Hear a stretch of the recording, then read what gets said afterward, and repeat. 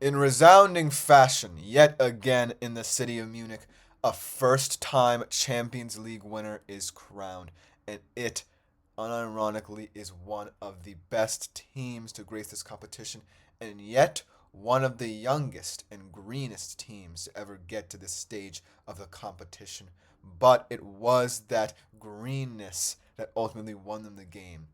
So, congratulations to Paris Saint Germain for an incredible Champions League campaign, an incredible Champions League victory in the city of Munich, where, as I mentioned before, first time winners always seem to get over the hump, and that was what PSG did. And like I said, in resounding fashion. Even sitting here in my Bayern Munich kit, I can congratulate this well constructed team, this team that believed in itself, believed in each other, even in critical moments in the Champions League where it looked like they could have gone out at the group stage.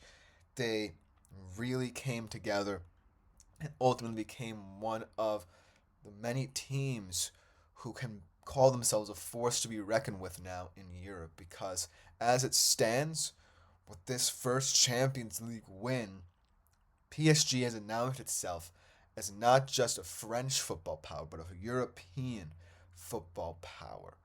And I think that doing it in the way and manner that they did, having all this young talent produced at such a high level when lesser talents would have crumbled at this stage.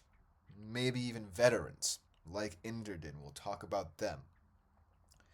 PSG were able to revel in this moment instead of shy away from it. And that's credit to not just the players, but Luis Enrique, an incredible manager who has now won the treble with two different clubs.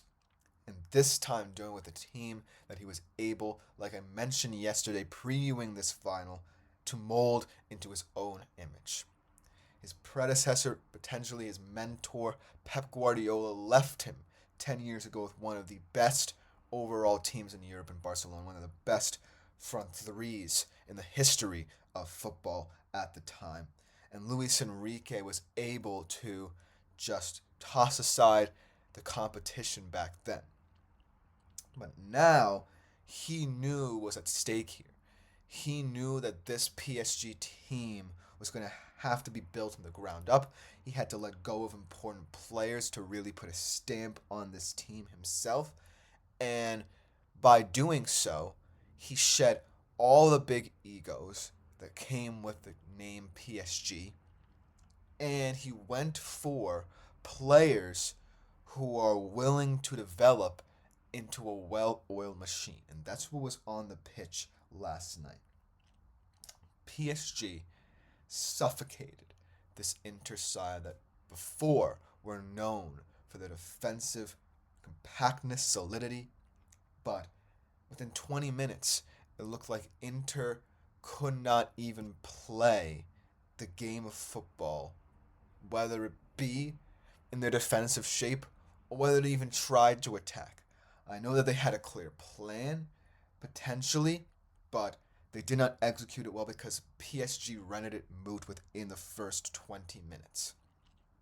So you have to give kudos to PSG for immediately saying we're in a final and we're a team that has been here before but only once in our history and have a chance with a new look team to go out there and win the Champions League the first time, prove ourselves on an international stage as one of the best teams in all of Europe.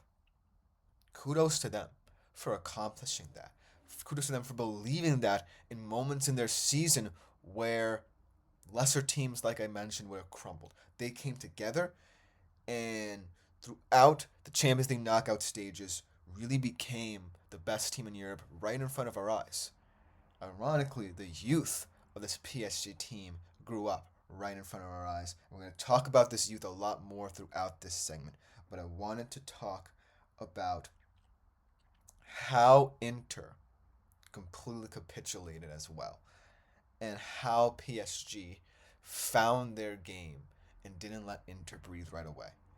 Luis Enrique had a brilliant plan in terms of playing a balance of the possession-based game we know that PSG can get into, and also allowing the wing play to dominate. He moved Vitinha and João Neves a little bit higher up the pitch so that more passing sequences could occur in the half spaces and allow players like Doué, who we're going to talk about a lot throughout this segment here, and even the wingbacks like Hakimi and Nuno Mendes to further overlap. And really, I don't know what a heat map would look like for this game, but a lot did occur in the midfield for PSG. They completely overwhelmed the elder statesmen of Mkhitaryan and Çalhanoğlu and poor Barella, who I feel like is going to be much vilified for this game, and someone who I haven't necessarily seen a lot out of in this competition otherwise, was made to do everything in the midfield, and he couldn't do everything because PSG were that dominant. Vitinha, Neves were so elite in terms of offering themselves as passing options, circulating the ball in those areas, finding the half spaces for their wings to operate. And then the wings just be willing to make the runs. We saw in all these different goals, especially in the second half, where PSG wingers were selfless in making the runs. The overlapping wingers were selfless in giving up the ball quickly, whether it be in the penalty area or whether it be from deep. So as you saw, PSG had a well-rounded performance, an all-encompassing performance of what we know are the best aspects of this team. Inter, on the other hand, did have a plan, I think, in my opinion. It's not like they went out there and didn't play their game. It's just that they couldn't get to that. It's just that the system that they had set up in their secondary option and playing that way did not work. Because plan A and plan B never truly do work against this PSG team. Obviously, Bastoni tried to step into the midfield a little bit, advance the ball further, and release the wing back so they could get into Thuram and Lautaro Martinez, play a little bit more directly in that manner, and also try to establish keeping the ball in midfield by having Bastoni step into that role, progress the ball so that Çalhanoğlu and Mkhitaryan didn't have to do too much on the ball themselves. But it just didn't work because PSG were squeezing those areas. They were dominant in the midfield. And they were just so fast that Inter couldn't force the agenda. They couldn't turn the ball over on PSG. And most importantly, you couldn't necessarily get your two strikers set up because they were having to drop a little back too deep to defend these PSG attacks. And if you look at the PSG goals, most importantly, several of them did come from the counter-attacking style and wing play we know them to have. But their first goal is just a beautiful possession goal. Vitinha was patient to release Doué on the right side of the penalty area, and Doué willing to find that half space, willing to give up the ball to Hakimi, who was wide open in front of net to tap it in. And then, from front to back, you saw Nicolo Barella try and kick the ball out of play, or keep the ball in play, rather, and William Pacho brilliantly keeps the ball alive, and it springs, Kvicha and Dembele, and then Doué with getting the switch, and then ultimately an unfortunate kind of goal as it deflected off Federico Di Marco, but a brilliant goal nonetheless for PSG. And then the others, just brilliant runs through the heart of the Inter defense in the second half. But I want to talk about the fact that Ousmane Dembele was an X factor in this game. In fact, it was the young guns who got it done for PSG. Let's talk about the man whose name quite literally means desired and gifted, Desire Doué. As a Bayern fan, I'm also familiar with him because we were rumored to be linked with him for quite some time. And I am jealous that PSG have such a talent, but he is truly special and he announced himself on the biggest stage he possibly could last night. And in doing so, he became someone who is now the fulcrum of this youthful movement for PSG. He is a centerpiece of what Luis Enrique is trying to build.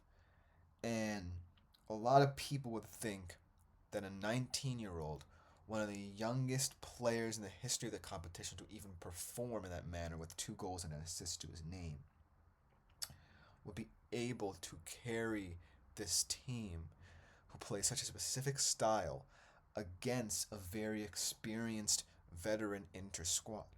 And yet, he took this game by the neck and completely twisted it to his advantage. And PSG are much better off with him and for him than they were with having someone who was a bit bigger than the club's image at the time leading them. You could have guys like Kylian Mbappe, Lionel Messi, Neymar, Angel Di Maria, and have the big names who can produce on the biggest stages. But sometimes ego comes into play. And Doué and Barcola and even Seni Mayulu, someone who is very underutilized this season just because of the competition and depth PSG has in the wings, scoring a goal in the final stages of this one. Just incredible that 2 young players, one who has not played as much in this competition this season, one who can become the focal point of what PSG are trying to build. Just incredible. Now, also, this could link into the ownership and how they're starting to invest their money, because before, this Qatari-owned sports group that controls PSG didn't want the big names. They wanted to spend, spend, spend. But ever since Luis Enrique came in, they've completely allowed him to dictate how his team and lineups look, and it's paid dividends. Luis Enrique could have come in here and adopted what he did with Barcelona under Pep. He could have kept that front line, and who knows? They could themselves have rampaged through this competition, but no. He decided to let go of stalwarts of this PSG team, bring in the youth, rely on the youth, and ultimately it won them a Champions League final, their first in history. Now, ultimately, this feels like the start of a dynasty for PSG. No team in the competition is younger at 24.7 years of average age. No one in the competition can sustain this level of play and be consistent, much like PSG. We're going to have to see what they do in the off-season. If Luis Enrique is willing to tinker with his lineups a little bit more next year, as more and more young players either come up through the academy or get bought by PSG themselves. But this truly could be the hallmark of a new dynasty in Europe. Obviously, when we think of great dynasties, we think of Real Madrid dominating the competition in the 2010s. We think of Ajax and Bayern Munich going back to the 70s. We think of, AC Milan, early 2000s potentially. But we never had a chance to talk about a team like PSG coming up in this competition, doing what they have done, kind of rising from the ashes in the league phase to being one of the most dominant teams in the knockout stages, potentially the most dominant team in the knockout stages at that, and winning this trophy the way they did. Now, it's tough to repeat in the Champions League because a lot of it has to do with retention of talent.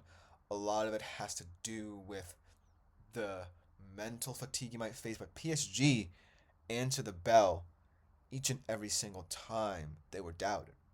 And that's why they are here. Next year, who knows what the competition will look like. The European heavyweights you would imagine could lift this trophy will be there again. Maybe some dark horses enter the running. But PSG are the ultimate kind of team who you have to recognize in world football right now. Because what they're doing, combined with the willingness of Luis Enrique to build teams, the willingness, therefore, of this Qatari sports group to allow him to do that, is just incredible to behold. So look out for them. Inter, on the other hand, unfortunately, I don't see a path forward where they can still contend with this iteration of this team. And whereas Luis Enrique allowed his team to play without fear, Simone Inzaghi did the exact opposite. I think you needed to either make certain decisions throughout the game or before the game to tell your team we have a chance. I don't think he did that. With the lineup that he played, Pavard coming back from injury, Bisek, going down injured and having to rotate through defenders when in fact you should have been subbing in attackers at that time. And that's one thing that I was a little bit irked by when I look at Inter and look at their subs especially. Outside of potentially Nikola Zalewski, I was baffled by Simone Inzaghi's decision makings in terms of substitutions. You had a guy in Davide Fratesi who proved that he is one of the most common composed players on your bench, scored two of the biggest goals in your Champions League run, and he remained on the bench when your midfield was getting overrun and they lacked creativity. When you were down, maybe even only by 2 goals at that point, you could have brought in at least someone who could have provided a creative spark. But no Inter substitution to me looked like they even wanted to make an impact because there were substitutions that did not make sense to how Inter should have played and how they could have played because they were largely defensive and they already were down and in a hole. So there was no true reliance on Inter's depth from Inzaghi and no true adaptation to the flow of the game from Inzaghi either. I just think that Inter throughout the game, yes, there were moments where they could have potentially created more chances and good ones at that, but for large swaths of this game, they clearly looked out of it and looked like they didn't care, quite frankly, as hard as it is to hear for some Inter fans who might be watching.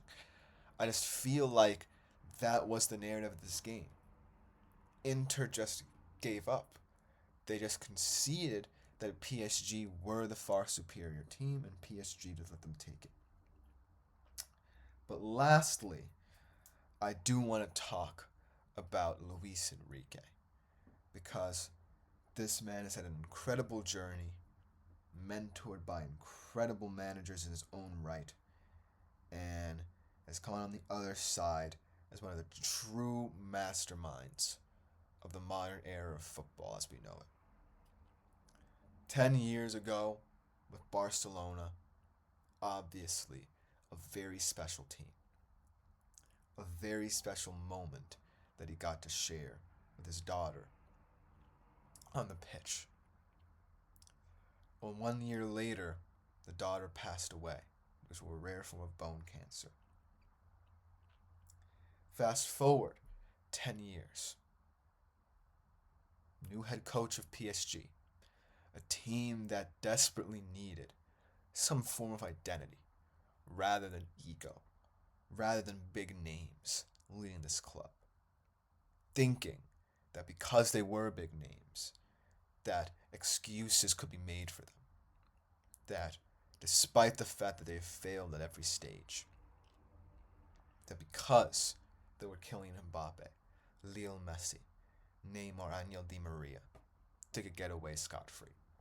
Luis Enrique said, no way, not on my watch.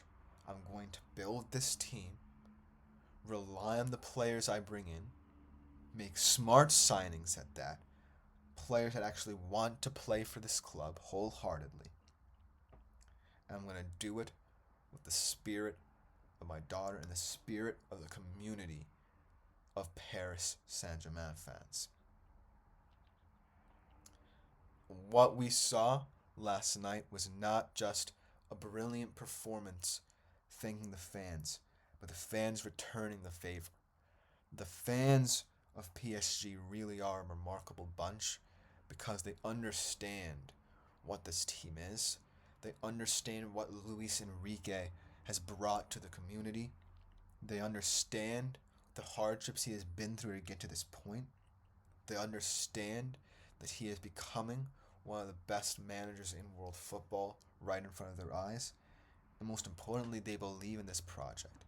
They believe in the fact that this young team, despite not many big names, I wouldn't say Ousmane Dembele, who could very well be the presumptive Ballon d'Or favorite right now, is that big of a name before the prowess of the season.